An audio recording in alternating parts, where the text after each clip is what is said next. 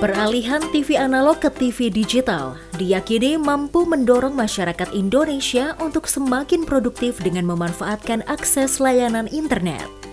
Presidensi G20 menempatkan Kementerian Kominfo sebagai pengampu persiapan substansi dan penyelenggaraan Digital Economy Working Group atau DEWG yang dapat mengadvokasi program kerja Kementerian Kominfo dan membuka peluang bagi Indonesia dalam akselerasi transformasi digital.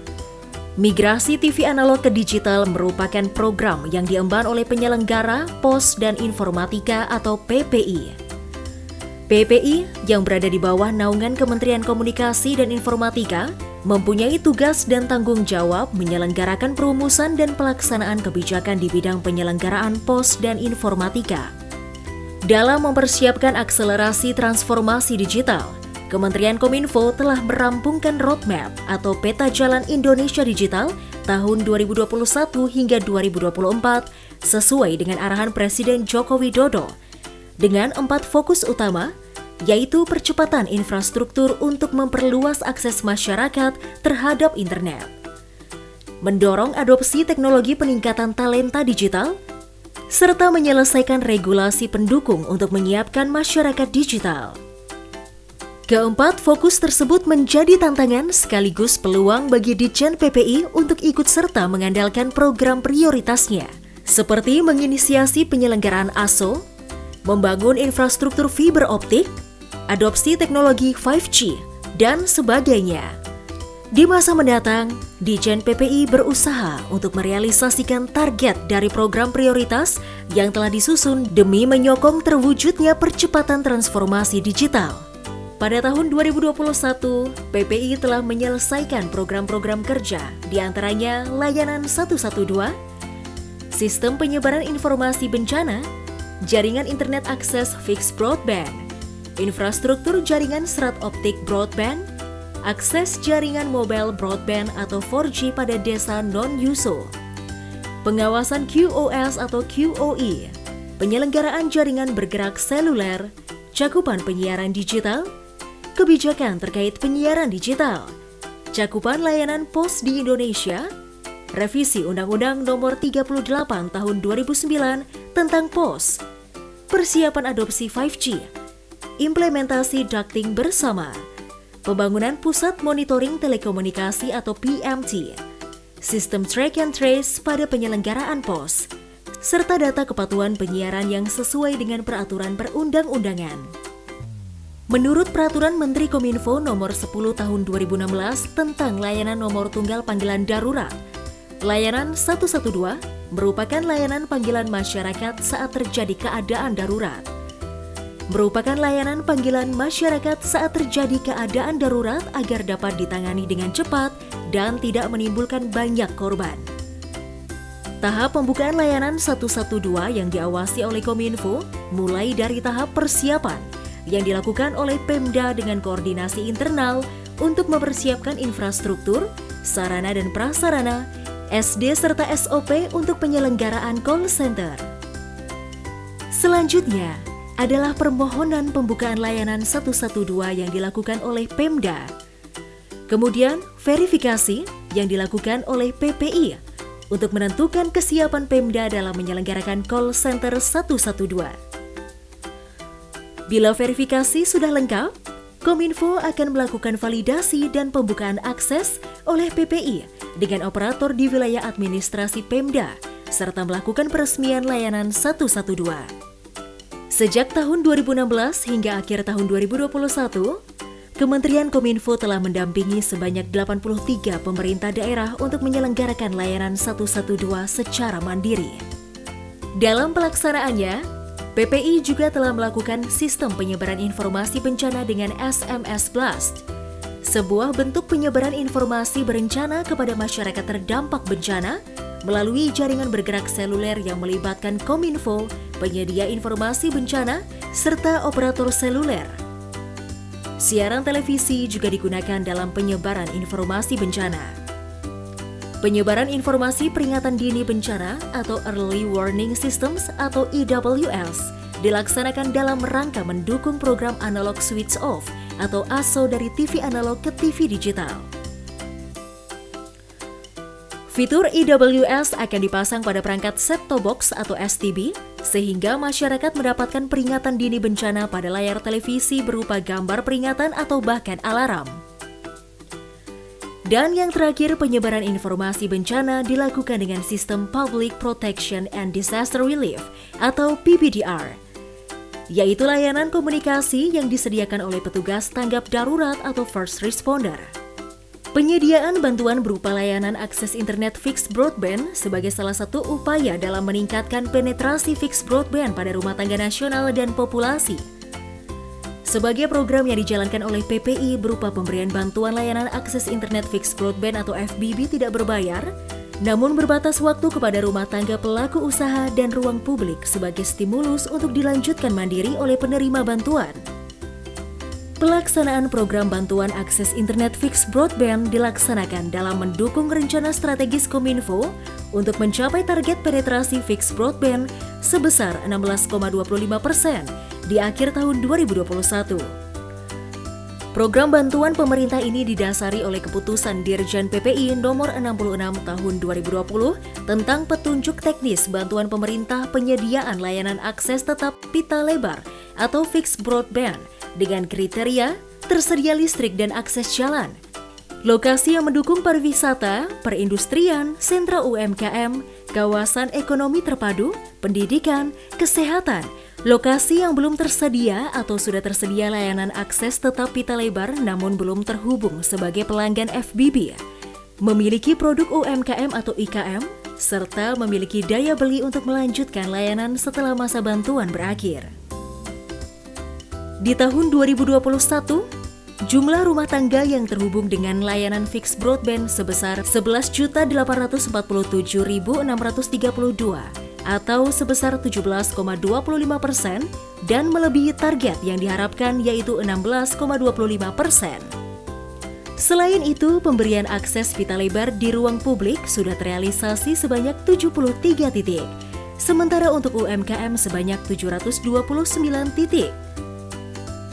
Target capaian PPI juga mengenai infrastruktur jaringan serat optik broadband yang sesuai dengan Renstra Kementerian Kominfo dan Ditjen PPI tahun 2020 hingga 2024. Ditjen PPI menargetkan kecamatan yang terjangkau infrastruktur jaringan serat optik broadband sejumlah 37,15% atau 2.665 kecamatan dari total 7.175 kecamatan di Indonesia pada tahun 2021. Dalam merealisasikan fiberisasi kecamatan tahun 2021, Ditjen PPI melakukan berbagai langkah intervensi, yakni dengan menyusun kajian strategi percepatan fiberisasi kecamatan, serta melaksanakan survei untuk memperoleh detail engineering design atau DED penyediaan, fasilitasi fiberisasi kecamatan.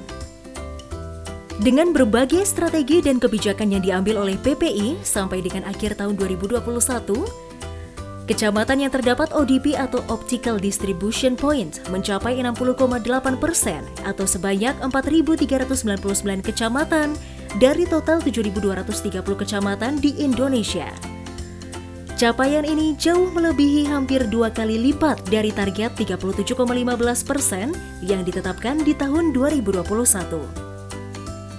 Akses jaringan mobile broadband 4G pada desa dan kelurahan non-USO merupakan salah satu target yang direalisasi oleh Ditjen PPI hingga 2022.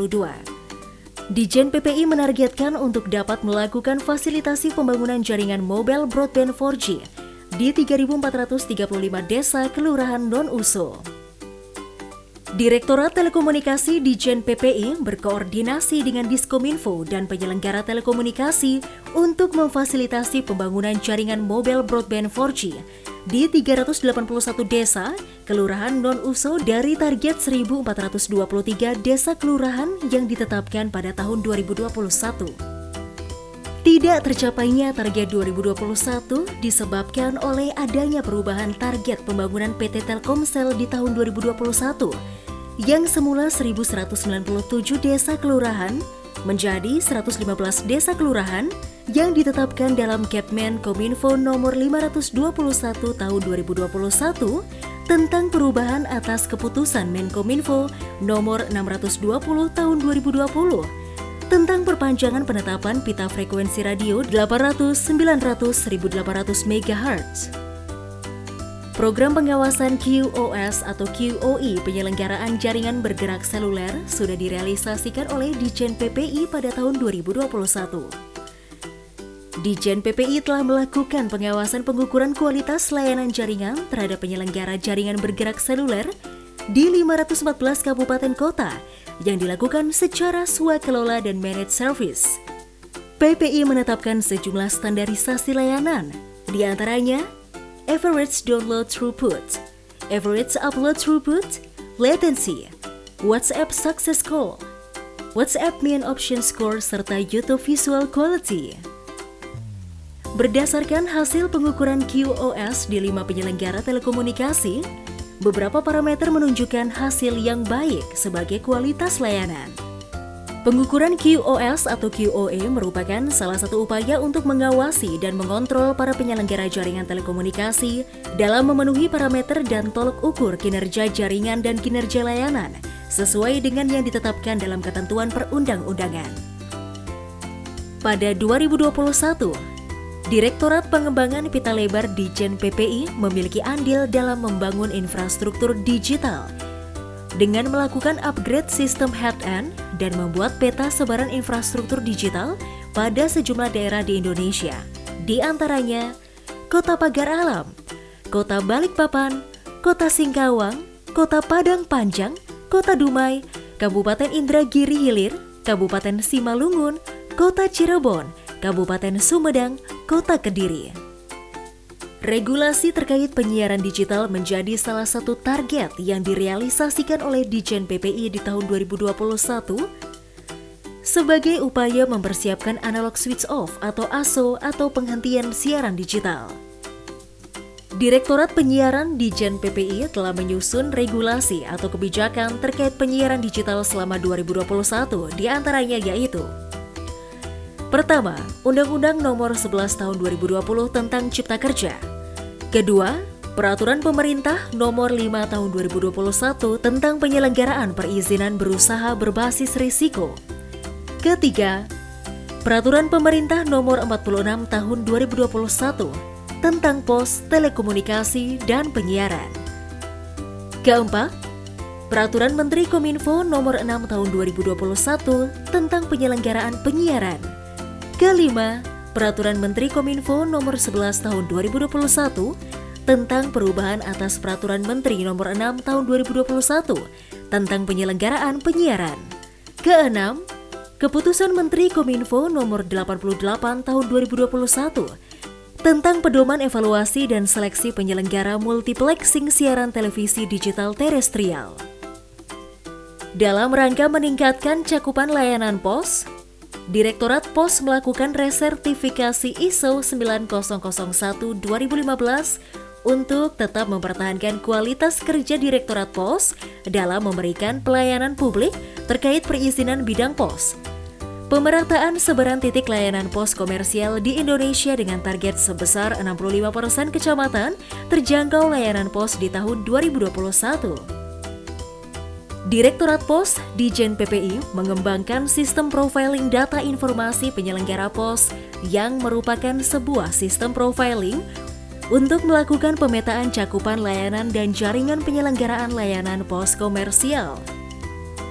Dalam kurun waktu 10 tahun sejak disahkan Undang-Undang Nomor 38 tentang Pos Indonesia pada bulan Oktober 2009, Kominfo melalui Direktorat Jenderal Penyelenggaraan Pos dan Informatika menghadapi berbagai tantangan dan kendala dalam upaya pemenuhan amanat dari Undang-Undang Pos tersebut, sehingga berdampak langsung pada pelaksanaan amanat Undang-Undang Pos itu sendiri, seperti seleksi penyelenggaraan layanan pos universal, implementasi interkoneksi layanan pos universal, dan penyehatan korporasi.